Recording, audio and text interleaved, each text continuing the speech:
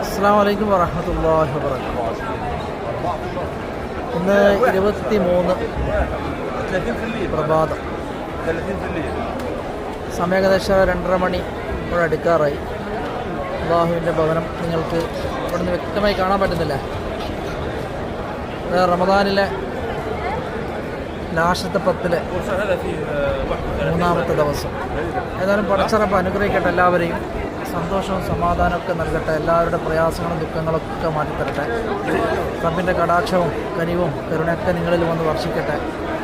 ഈ ലാസ്റ്റത്തെ 10 നമ്മളോട് വിട പറയാൻ കുറച്ച് ദിവസങ്ങളേ ഉള്ളൂ. എന്നാൽ ഈ പുണ്യമാക്കപ്പെട്ട റമദാൻ മാസത്തിൽ